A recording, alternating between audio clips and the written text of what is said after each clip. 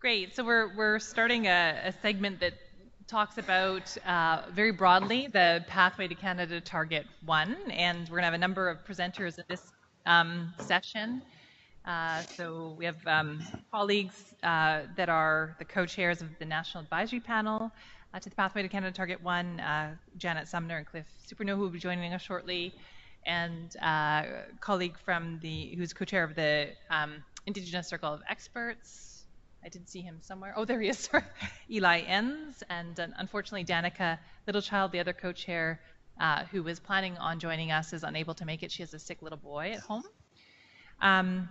But Scott and I are going to start off by just kind of framing the pathway for those of you who are perhaps less familiar before we get into some more specific conversation. So Scott, you want to start us off? Thank you, Nadine, and my apologies for not being there. I've been actually sick myself, so I was not in Ottawa this week. And please, I don't know, someone send me a text, or Nadine, shoot me a hand signal if I'm breaking out, or if you can't hear me, or if something's going on. I can see you at the mic there, Nadine, so I'll kind of look to you if something's going wrong. All right, so thank you everyone for this opportunity to present on the important work that we've been doing on Pathway to Canada Target 1. As Nadine mentioned, my name is Scott Jones. I'm Executive Director with Alberta Environment and Parks, but in this capacity, I'm a co-chair of the National Steering Committee along with Nadine. So on, if you can go to the next slide, please. So I'm going to start the presentation off today by just giving a short reminder of where Pathway came from, how it relates to Canada's international commitments. So as many of you in the room there know, at the 2010 Conference of the Parties for the Convention on Biological Diversity, or the CBD, Canada, along with 195 other member states, adopted the Aichi biodiversity targets, which includes the Target 11 that focuses on protected areas. Since that time, parties were urged to develop their own national targets in support of the strategic plan, using all the Aichi targets as a guide. In 2015, and in response to the international Aichi targets, Canada's federal, provincial, territorial governments worked together to develop the 2020 Biodiversity Goals and Targets for Canada, which is a set of 19 targets covering issues ranging from species at risk, sustainable forestry, to connecting Canadians to nature, which we just heard about right now. Target 1 states that by 2020, at least 17% of terrestrial areas and inland waters and 10% of marine and coastal areas of Canada are conserved through networks of protected areas and other effective area-based measures. Although not explicitly stated in Target 1, jurisdictions are also encouraged to focus on areas that are ecologically representative and are important for biodiversity and ecosystem services, and to ensure that the conservation areas are well connected, effectively and equitably managed, and integrated into the wider landscapes and seascapes. Next slide. As of 2017, 10.5% of Canada's land and freshwater is protected, so we still have a long way to go. Canada does appear to lag behind most other countries in terms of percentage of what's protected. However, compared to other countries, Canada has a higher percentage of total numbers of protected areas in what's the quote-unquote more natural categories, 1 through 3, than other parts of the world. Next slide. So as mentioned, we still have a long way to go to get to 17% by 2020. Bit of a challenge that we have. Historically, growth in the protected areas accelerated significantly in the 1990s with the launch of the Endangered Species Campaign and collaborative efforts that set a framework of expanded protected areas throughout Canada. However, if Canada Target 1 is to be reached, the pace needs to be ratcheted up significantly. New tools are needed in addition to our quote-unquote classic notion of protected areas. Next slide. The solutions associated with achieving Canada Target 1 will only be found through collaboration and collective effort. Many government departments, ministries, Indigenous groups, communities, and organizations across Canada have a significant interest and are stake in conservation, and we need to invite them as equal partners to participate in the collective effort. This will be the only way we'll be able to meet the target while making a real difference for achieving real gain in conservation on the ground. Next slide. So in response to this challenge, a process entitled the Pathway to Canada Target 1 was formally established and endorsed by ministers responsible for parks, protected areas, wildlife, and biodiversity conservation in February of 2017. The pathway recognizes the need to use new tools and to develop new partnerships that go beyond our classically held notion of protected areas. The Pathway Initiative is also aligned with the growing international recognition of the importance of Indigenous protected and conserved areas as formal recognition of existing and the creation of new IPCAs could contribute significantly to Canada Target 1. This is the first time since the early 1990s that all relevant provincial and territorial ministers and federal ministers has agreed to work together to expand Canada's park system and towards creating a coordinated network of protected and conserved areas. Next slide. This diagram illustrates the many elements and components of the initiative, all of which were designed to offer opportunity for engaging provinces, territories, federal government, and all aspects of the work. For example, for the purpose of the presentation today, this is just for illustrative purposes, just show how all the moving pieces and it fits together. And it's important to note that the pathway has been intentionally designed to engage Indigenous governments and organizations in all aspects of the work. The Assembly of First Nations and the Métis National Council are participating in all aspects of the pathway, including the National Steering Committee, the National Advisory Panel, and the Indigenous Circle of Experts. So the National Steering Committee, which is co-chaired by Parks Canada and Alberta Environment Parks, is responsible for the overall coordination and support for the process, and its different committees, including engagement with provinces, territories, and other partners. The National Steering Committee includes representation from Nova Scotia, Ontario, British Columbia, Northwest Territories, Assembly of First Nations, Métis National Council, as well as municipal government. And at this point, I'll turn the slides over to Nadine, and I'll go on mute. Next slide, please. So I'm going to speak to you a little bit about ethical space. I'm going to touch on it lightly because I'm sure Eli will speak more expansively to it. But the contribution of the Indigenous Circle of Experts and Indigenous peoples to the pathway is not limited to the work just on Indigenous protected and conserved areas. As Scott mentioned, the pathway has been designed such that Indigenous peoples and governments play an integral role in all aspects of the work that we do. And the concept of ethical space was gifted to pathway participants by Dr. Reg Crowshoe, a Blackfoot Piikani elder, a cultural spiritual advisor, and a member of the National Advisory Panel.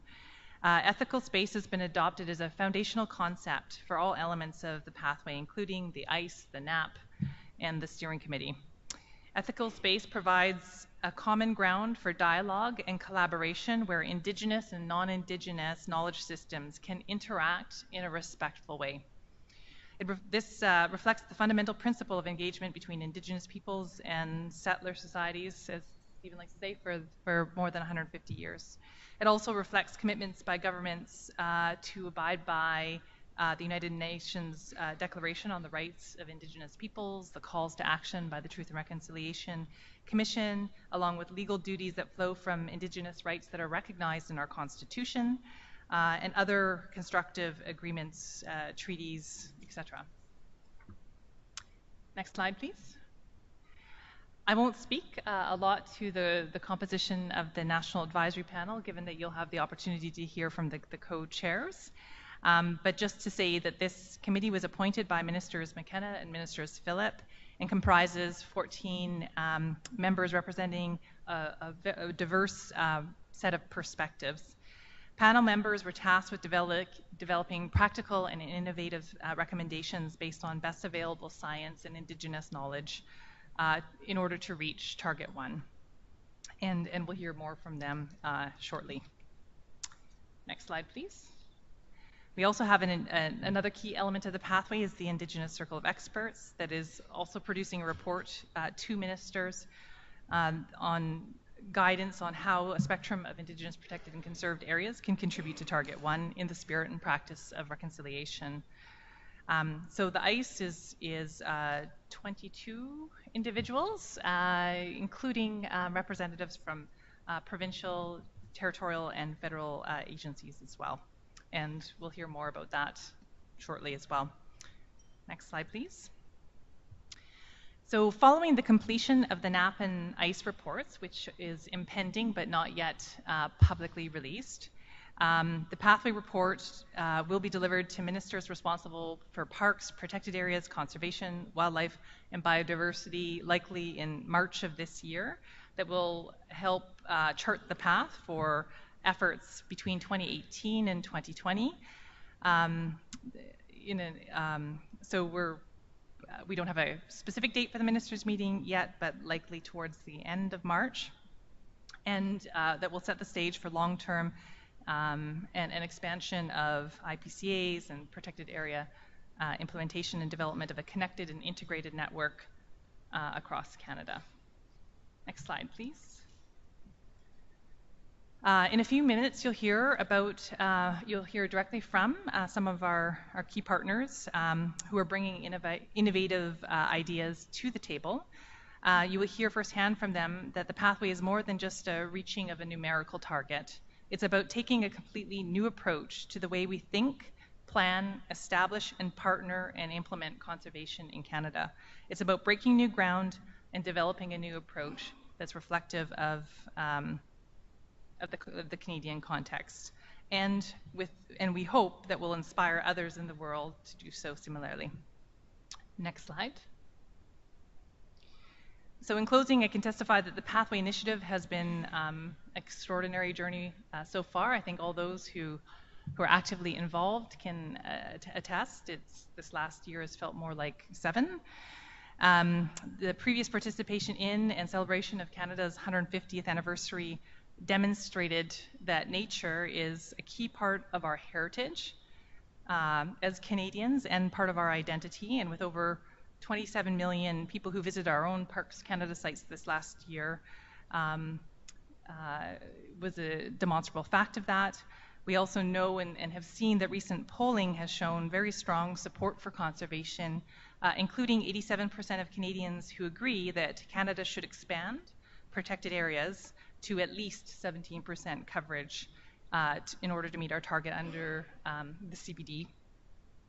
So there's clearly a window of opportunity to make a real difference for conservation in Canada and globally. So I'm going to turn it over to, I'd like to first, introduce Eli Enns, who's the co-chair of the Indigenous Circle of Experts, to come and share some thoughts about the process and maybe hint a little bit about the trajectory, but given that the reports are not yet public, we'll leave that in suspense for later. Thanks.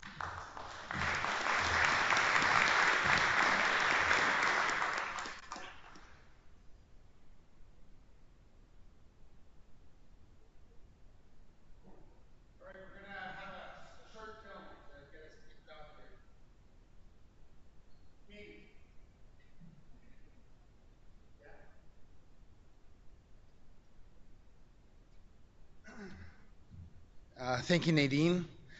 And I want to acknowledge the land that we're on, and Elder Larry McDermott's here with us from the Algonquin communities here of Ottawa. So thank you for your hospitality. While I'm here in Ottawa, I'm always learning more about the history of our country.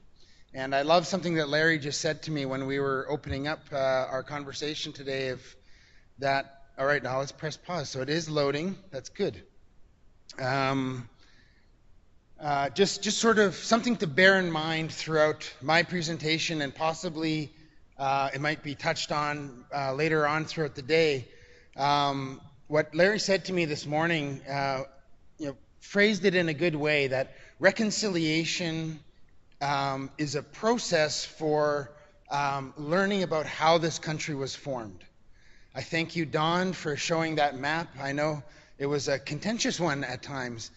The map delineated the treaty boundaries, the peace and friendship treaties that form the constitutional foundation work of our country. And so that's really the mentality. I wake up every morning and that's what I think about. And I go to sleep every night and that's what I think about. And that's the teachings of our elders keeping me up at night.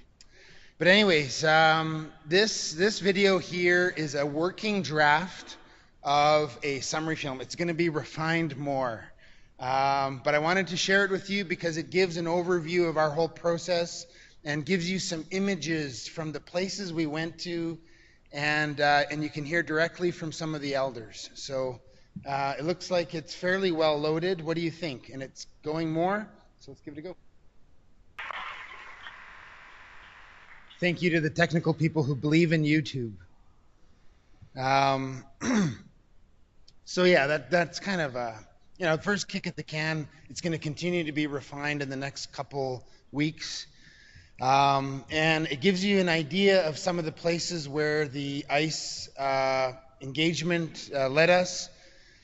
The end quote there from Elder Albert Marshall is one that it brings me to tears every time I see it, because in such a beautiful twist of phrase, he draws a connection between the health and well-being of people and the health and well-being of the land. If the land were healthy, wouldn't we not be healthy too?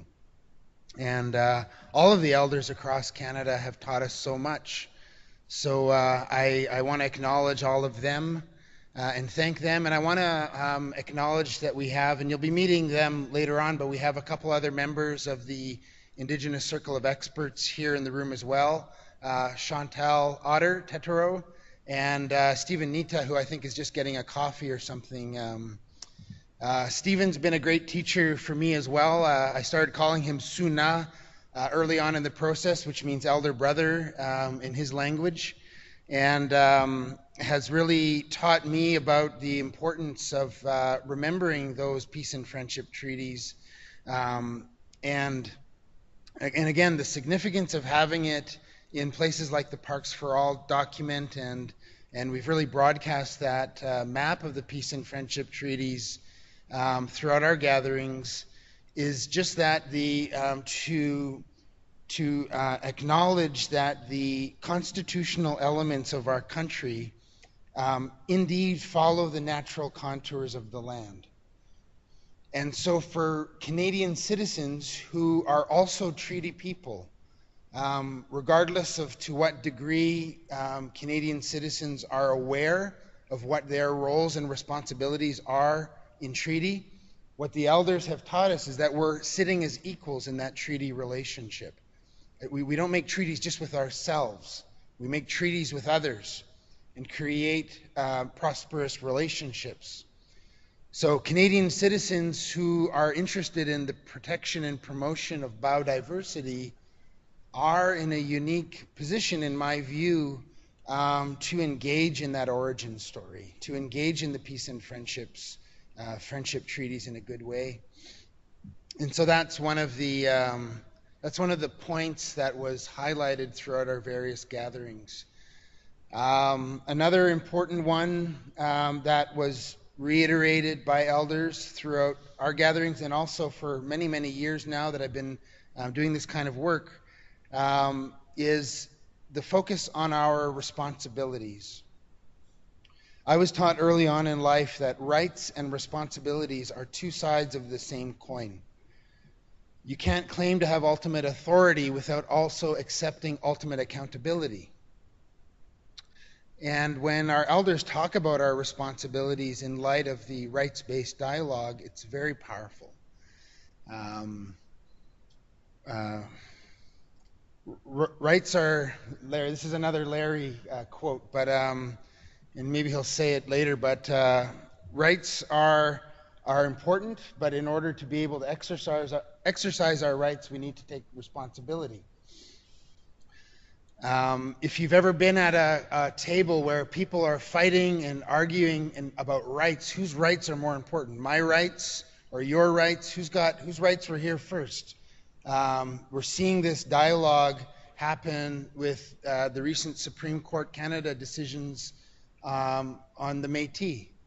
You know what? I'll put the dirty laundry out there right now, because we're going to have to deal with that if we're going to meet our targets in the next 24 months. But more importantly, we're going to have to deal with those things if we're going to be successful in slowing down or changing course on the extinction event that's currently underway.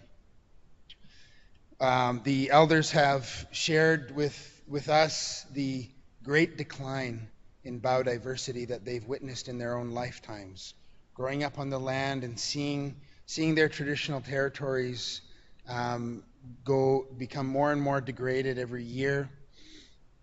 And so there's a sense of sacred urgency that has been conveyed by the elders in song and in prayer and in the words that they've shared to try to get past that rights-based conversation and move towards a responsibilities-based conversation. And so I think that we've really embraced that within the Indigenous Circle of Experts. And I want to acknowledge Nadine and Scott as the co-chairs for the National Steering Committee, because from day one they've created an open atmosphere where we have the conditions of good faith conversation, which is a real simple thing to say, but a really difficult thing to achieve when you as a staff person are inheriting decades of destructive relationships. I just became a grandfather over the Christmas holidays. My eldest daughter, Justine, gave birth to her first child. Justine's grandparents and great-grandparents, I met them when I was a younger person, and they told me about how Parks Canada and the the RCMP had burned down one of their villages in the Riding Mountain National Park, CCIUCN, and of course we know that there's those dark part of our relationships with parks agencies, the RCMP particularly, a variety of other governmental organizations, and so we inherit those all the baggage that comes along with those relationships. And so to be able to create a condition in a process like this where we are able to achieve good faith and come to the table in good faith is not a small accomplishment. So thank you, Nadine and Scott, for that. And throughout our various gatherings, I was pleased, and it was a very emotional journey, of course, because appropriate recognition has its own kind of dynamics. But I was very pleased to see time and time again throughout Nadine and Scott's ADMs and right up to the deputy minister level that good faith was continually reaffirmed through meeting all of those various folks from your organizations. And that's what I think drives us to want to see this be successful. Obviously, the overarching goal and value is to ensure that the unborn future generations have the things that they need in order to be able to sustain themselves, that they have clean air and water. But as the gentleman from God's Lake had mentioned in the video, that we're all kind of looking at this as a great opportunity to make significant progress in that journey of reconciliation. So on that, those are really some of the driving sort of sentiments of our program. We are feeling confident moving forward. You'll see the recommendations start to come out. I'm sure some folks in the room have already started to see some of those. We're very open to sharing, but the ultimate final version of our report will have to be brought into ceremony. And so this goes back to the ethical space diagram that Nadine had up on the projector. We've actually, as Nadine mentioned, we've embraced that idea of ethical space into our deliverables. We have a written report that'll look and feel like some of the other reports you may have seen on similar subject matters, but we also have an oral report in honor of the Indigenous knowledge systems and Indigenous law. We've been, throughout the last year plus a couple of months, we've been developing a narrative. It's referred to generally today as the 4 Moose narrative for the success of the Pathway to Canada Target 1. And it's our contribution from an Indigenous worldview in what are the what are the elephants in the room, and what are some of the things that we're going to have to work through in order to achieve Target 1 in the spirit and practice of reconciliation. So hopefully early March sometime, we're going to be having a ceremony with Elder Larry McDermott and Elder Crowshoe to bring the written report into ceremony and validate it in the Indigenous knowledge system worldview. The Foremost narrative will then be recited in its full form, which hasn't been done publicly to date, and the elders will validate that narrative if they see fit, and then at that point we'll be able to release the document publicly. So we're excited about the next few weeks as we move up to that ceremony. And it's been referred to as a closing ceremony on some occasions. And in one hand, it is the closure of one important stage of the work that we're doing. But I've come to think of it more of a commencement ceremony. And I'm reminded of some great words I've heard about graduating from university.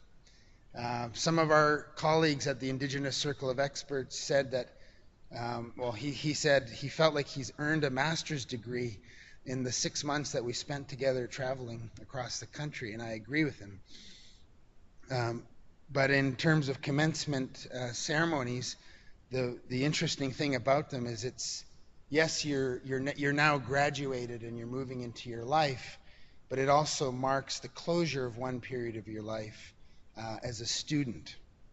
And so we're hopefully graduating in early March to take on the next stage of the Pathway to Canada Target 1.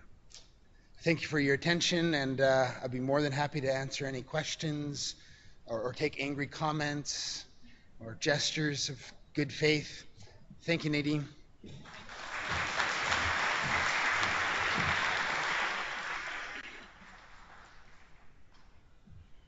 So the way that we're going to approach the next piece is we're going to ask Janet and Cliff to come up and speak to the work of the National Advisory Panel, and then at the end we'll have everyone come back and join and be available for some questions and dialogue. So thanks very much. So I'd like to introduce Janet Sumner and Cliff Superno, the co-chairs of the National Advisory Panel.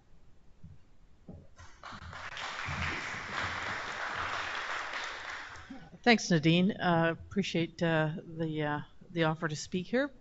And this feels a little strange because normally when we've been doing presentations, Cliff and I, along with Eli and Scott and Nadine, and in some cases it's been Stephen and Chief Blanis, have all been on the stage together.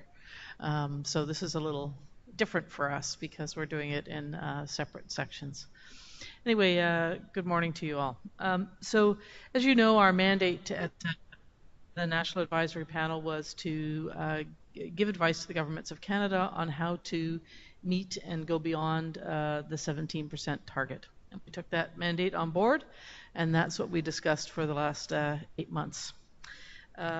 We were to comment on how to get that network of protected areas and OECMs, and the members of that committee were not there representing their organizations, but rather bringing their individual expertise and body of work that they had been doing over their lifetime. And they include, and I'm going to mention them because the panel was not just sitting and discussing, but really co-creating as a group a report to governments. And they are Louis Porta, Dr. Reg Crowshoe, Nick Lopakine, Kate Lindsay, Andre Saint-Hilaire, Drew Black, Tara Shea, Alison Woodley, who's here, Chloe Dragon-Smith, Barry Warburts, Harvey Locke, and John Lowndes, and of course my co-chair Cliff and I.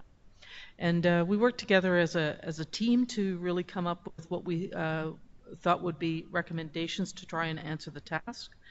The ministers very early on came to one of our meetings and they gave us quite clear direction and said it a number of times, don't just give us airy-fairy stuff. And this isn't a direct quote, but we want tangible pieces that we can do and get very real with us and give us real things to do. And so we took that on board, and that became part of the work that as we considered. We also worked with various elders across the country. Elder Larry McDermott, Dr. Reg Croce, who was a panel member, and Elder Kelly, and I can't remember his last name, but he had an amazing voice and really did a great drum ceremony with us in Calgary. And the meetings all started in what we were taught was a good way, which meant they started in ceremony and they ended in ceremony. And I think this was I would suggest for everybody on the panel, it was something that was deeply moving for us and really helped us to connect. And each time we started the work, we had that grounding, that basis of being connected to the planet. We also started early on, not only the NAP, but as the pathway participants, getting the teachings of Dr. Reg Croce and Larry McDermott around ethical space. And that's really around bringing those two worldviews together. And Cliff's going to speak to this a little bit more, but bringing those two worldviews together. And so it's not, it's about building together, not one building and one building over here, but actually coming together and actually building in a way where you are both contributing. In terms of the more sort of technical elements, we started by looking at the all-party supported standing committee report. We thought that was a very good way to begin. And I'm not allowed to scoop the ministers, so I can't tell you where we landed on that, but that was something that we, the very beginning of our discussions, we started with that.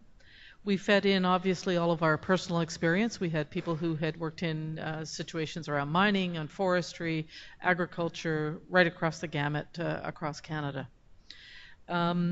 We also started by asking ourselves the question of, I mean, if Canada knew how to do this, we wouldn't be appointing a panel. So the very question is, why have we not been able to accomplish what we have clearly committed to, what we believe in? And as Nadine quoted, there are over 80%, 90% of Canadians who want to go past to get to 17% and past, and we've got over 70% of Canadians saying we need to actually have the funding to do it. So clearly the desire is there. Governments want to do it, they've committed to it, but we're not. So we really wrestled with the why. And we think that we've come up with some new solutions to that, things that, ask some pretty heavy questions. I can't, again, scoop the minister. And so we looked at the why. We also looked at different models. What works across Canada? What are the models of funding that actually incentivize behavior? We looked at how the Health Care Act works. We looked at infrastructure funding, and we looked at others to help us come to ground on what we might want to suggest in terms of how Canada could approach this. We also looked at the fact that we had, in our estimation, a need to unify some of the treaties that we've signed on to. We already have clear action that's occurring on climate change, yet the two greatest environmental challenges of our time are climate change and biodiversity, and they're both linked. And so how do we actually have an action plan on climate change and not also at the same time talk about biodiversity and the need to actually start linking those two things together and even achieving some results on climate change, many results, frankly, on climate change by taking action on biodiversity. So for us, this was something that we looked at in some detail, and we also looked at the need to integrate Canada's commitments on UNDRIP and how that would work in this context. We took a look not just at the local environmental issues or where you might have an ecoregion or biodiversity that is in need of help in maybe in a more southern context, but we actually said to ourselves, Canada needs to not only be looking at very specific places, but also looking at what is our legacy and what is our responsibility on a continental, on a hemispheric, and on a global scale, and on a private scale. And we looked at things like the Hudson Bay Lowlands, the Northwest Passage. How do you get those continental connectivity corridors going, whether that's the Eastern Appalachian Forests or the Western Rockies? We looked at gaps where in Canada, we don't have a national or a pan-Canadian water strategy. We looked at things like that. We said, what are the kinds of things that we need to start taking care of on a very broad scale? So for us, it became, if we're going to actually achieve this, we have to look at all of these things and provide comments to the government and give them a bit of a game plan. We came up with some practical ideas, and we also came up with tangible things for the ministers to take on board. And we're very eager to get that advice out. We're now down to the, can we change this word from that to this? And so we're very, very close to having our advice completed and able to go into the government. So thanks very much. Cliff? Thank you. Thank you, Janet. Anyway, I'm Cliff Superno. I'm from northern Alberta, and actually I was born in the bush, somewhere northern Alberta. But first of all, I want to thank Larry McDermott for being here from the Algonquin Territory, Larry, and thank you for all your help. So northern Alberta was basically pretty pristine when I was there. Mackenzie Highway wasn't even hardly in when I was born in the mid-40s. So. My role here basically is to bring forward the side that the Indigenous people really come from, which is traditional knowledge and the ability to bring some of those values that people have, the Indigenous side. Like I said, I'd learned a lot living in the North. Biodiversity was definitely become an issue, and Northern people know it is. The thing that's helping us come forward here, of course, is reconciliation being a topic that everyone talks about. And I believe reconciliation is within all of us. We all have to deal with it as individuals. The UNDRIP, of course, recommendation is truth reconciliation. The challenges of these two challenges of biodiversity and climate change are huge. The habitat effects in the North are amazing in terms of what's happened. And years ago when I learned, I used to meet with the Dene people in Edmonton, and they'd say, for breakfast, it was kind of a funny thing, they'd say, I'll have a small steak and chicken eggs. And I used to think, why are they ordering chicken eggs? Well, they eat birds' eggs up north. But they taught me that when they picked eggs from a duck's nest, if there were 6 eggs, they only took 3. They left 3 for ongoing babies that could be born. So those are the traditional things that I tried to bring forward. And in many cases, I brought them forward with the NAP group, and of course, working with Elder Larry and Reg made a big difference. The decline of the ecosystem and, of course, the decline of the species is very important. The one thing that's really affecting the North this year in northern, especially Alberta, is the weather. It's turning very warm. This is one of the warmest winters we've had. And this is going to be devastating with the moose population. The ticks are going to get on their backs and drain their blood, and many of the bull moose that rutted last year are weak. They'll be dying off. But the elders say nature looks after itself. Next year, the young crop of bulls will breed with the cows. And believe it or not, the cows will start having twins. So nature in that way looks after itself. So those are the things I was taught. So I think that's important. Just to carry on, the role of Western knowledge, traditional knowledge.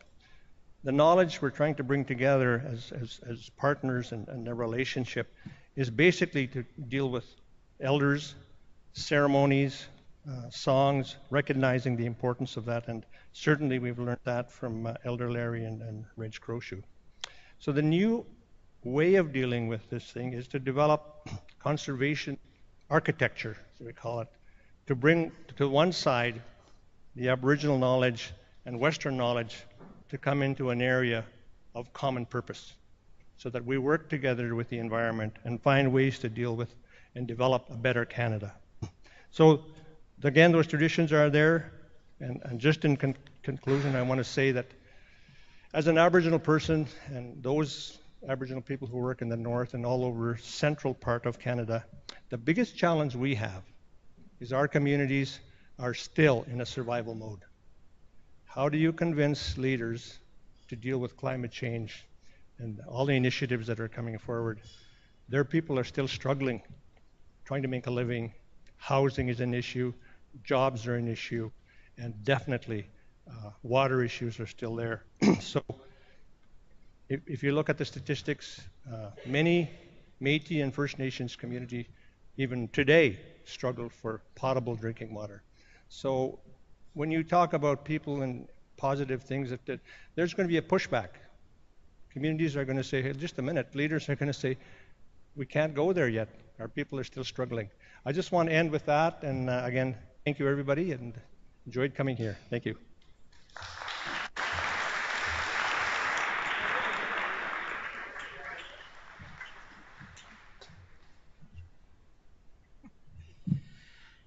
Thank you so much to Eli and Cliff and Janet. And so now we're going to open it up for some questions or comments. So I invite you to come up to the microphone, just microphones, given that we have folks online who are trying to follow along. And here we go. That's how thorough we are. Yeah. Good job. Yeah, it could be the smell of lunch out in the hallway. So wonderful. Thank you. Thank you. Thank you. Given the very last comment about the challenges that exist, whether it's housing or jobs, and given Eli's comment that there need to be pathways, not a pathway to Target 1, which I loved hearing, I'm just curious what you think those pathways consist of, what that conversation is about, because I didn't get a sense of that other than the reference to the need for it.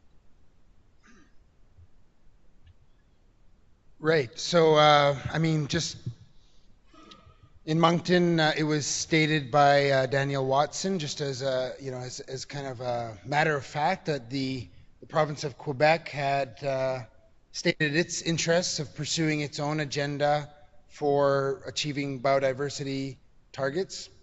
That could have been, maybe somebody might have predicted that one.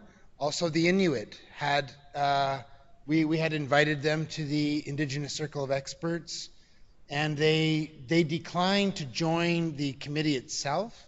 They came to 2 of our regional gatherings. And a very powerful metaphor, actually, for the narrative came from the Inuit. So we have honored them. But they also want to they have their land claims, and they have, they don't want to fetter themselves, so to speak. And they have their own ideas of what they want to do. And I respect that 110%. The Métis have expressed an interest of having a process for themselves. And again, I think that is just it's just a reality that has emerged out of our diverse country. We have an incredibly diverse and beautiful country, and geologically, climatically, and geopolitically, it's a very diverse and dynamic country. And so you may, if you've been watching the news, over the past few years, the Supreme Court of Canada has made a lot of really impactful decisions in regards to the Métis. So they're now establishing a land claims process of their own, rectifying some historical injustices following the Red River resistance. And so those are all good things. I mean, we can look at anything as a negative, but we've decided, based on the guidance of our elders, to embrace those things as positives. And Cliff's a very humble guy, but I've learned a lot from Cliff, so thank you, Cliff, as an elder from the Métis, who's also still connected with his Indigenous roots. And of course, that was the reality for great leaders like Louis Riel and others who knew where they were connected to. And so that diversity and that complexity, I think, is a great strength for the pathway to Target 1. And this idea of having pathways is a bit of a release of stress, because we don't have to sort of jockey to see who's going to be the leader, but to say, hey, everybody takes the leadership in their own unique way. The prairie provinces, I'm a political scientist, so I study constitutional law, and the reality is that the Confederation of Canada didn't happen with one stroke of the pen in 1867. There was the terms of union for a variety of different provinces right up until the 1940s. And so that casts an interesting geopolitical reality for us to move forward with these various initiatives. So, I think a sub-regional distinctions-based approach is what we'll be mindful of moving forward. Okay. Sorry, if I can just speak to that very briefly as well. We looked at not only how we can meet that target in terms of Canada, but as provinces, territories, how municipalities and regions can play a part, how private land will play a part, that it won't be one size fits all, but will actually be contributions. And what's interesting for us as we started to wade into this and have conversations, and various NAP members brought their networks to the table and had conversations among their networks, is that as the idea of the pathway is starting to grow, people are starting to suggest more and more ways to help contribute in terms of conservation.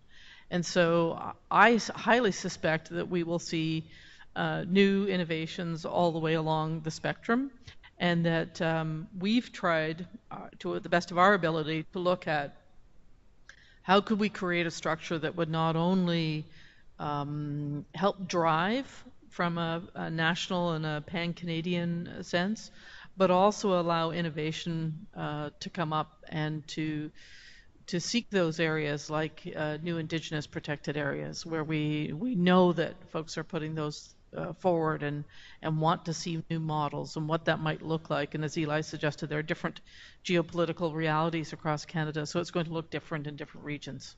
And so we've been very cognizant of that as we contemplated our advice. So thank you very much for telling us about the processes that you've both been through. We're all waiting for the outcomes so we can have a more substantive conversation.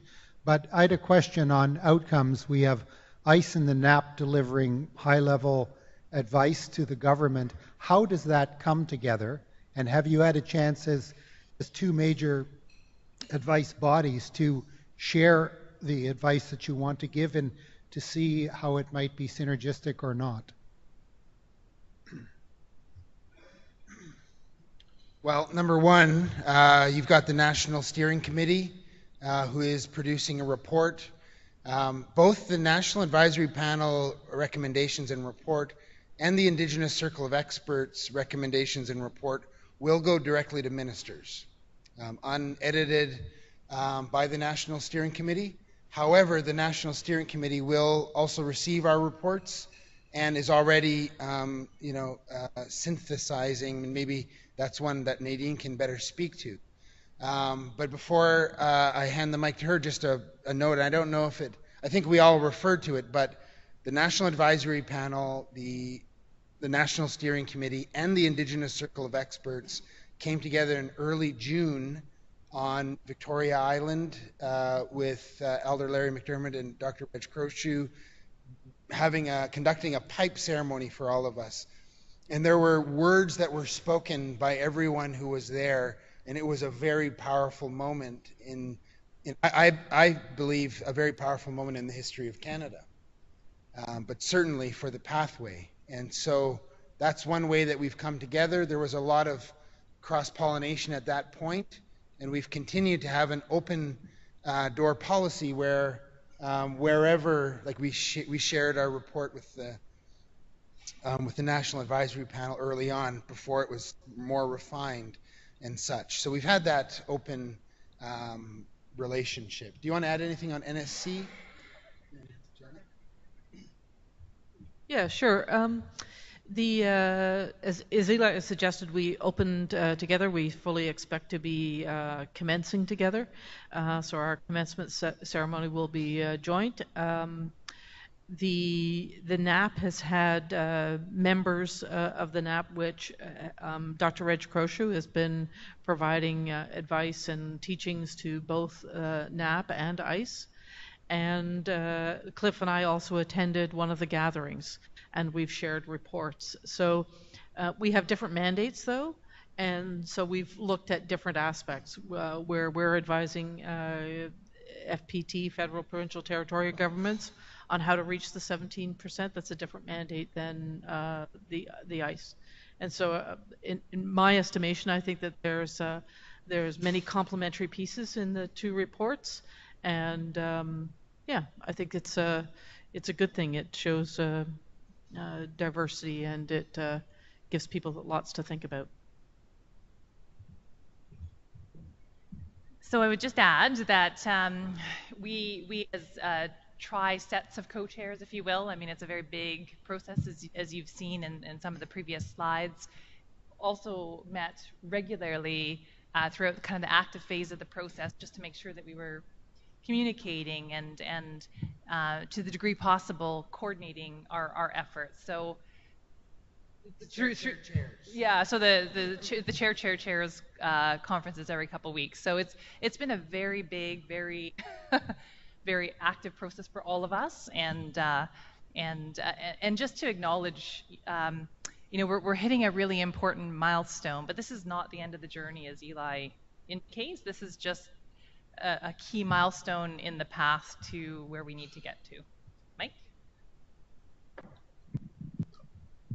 First of all, it's happy to see all the progress that's being made. I remember last year at this time at the CCIUCN AGM, this was really just the initial discussions of this. And I think, Janet, you touched on this in your comments. Last year, I think we raised the idea of how can we bring the UN CBD Target 11, UN Framework for Climate Change Convention, as well as UNDRIP all together. And I'm just wondering, is that message being communicated at the political level in order to garner the support that's needed to move to the next step?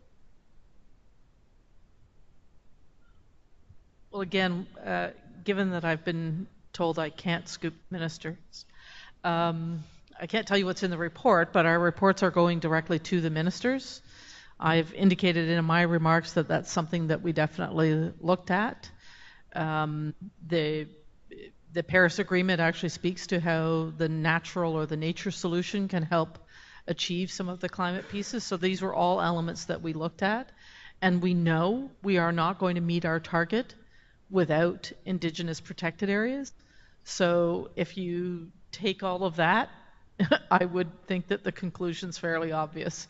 But maybe others have a different conclusion, but that would be something that I can say about the NAP, and what we definitely took as a very serious way to look at our mandate, that you couldn't meet the mandate without looking at all three of those.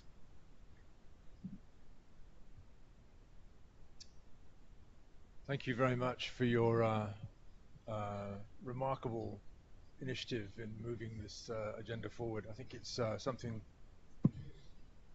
that the rest of IUCN can learn a great deal from. And I've been thinking about how that could happen. And there are two obvious pathways for us to learn from the Secretariat perspective, and therefore the IUCN network, to improve our understanding of your leadership in this. One is that I think there is an enormous amount of interest in what you're doing amongst the wider IUCN membership. So if there's a way of connecting what you do to that membership through having IUCN members in Canada be a voice for that into the IUCN network, I think that's one way of doing it.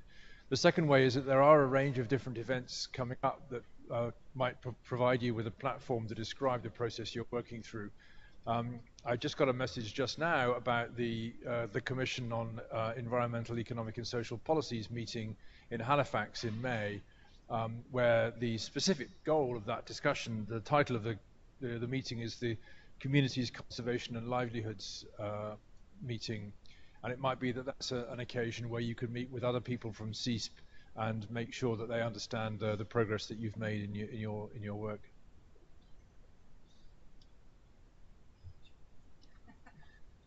Thank you for that. And yeah, we're open. Nadine's always filling up the schedule with new meetings to go to and stuff. So feel free to be in touch. One of my volunteer engagements is with the ICCA Consortium. Not sure if that's a familiar terminology in this room, but it's the Indigenous Peoples and Community Conserved Territories and Areas Consortium. People like Tagi Favre and Grazia have been really cultivating a pretty solid network globally of local communities and Indigenous peoples working to sustain their livelihoods and their lands. But they've also been championing the sort of Indigenous mandate within the IUCN and the CBD processes. So I was able to get our report to our lawyer at the ICCA Consortium and get her perspective. But continuing to foster those connections is definitely fair game and very much welcomed. Thanks for that, Frank. So I think this could take part of our follow-up conversation at the end of the day, certainly, and certainly Parks Canada, as the state member for IUCN, that's something that's on the planning radar once we get through this kind of madness of the next month or two. Yeah, thanks. Any other questions or comments for our guests? Wonderful. So I want to thank again Eli and Cliff and Janet. Just maybe give them another round of applause for.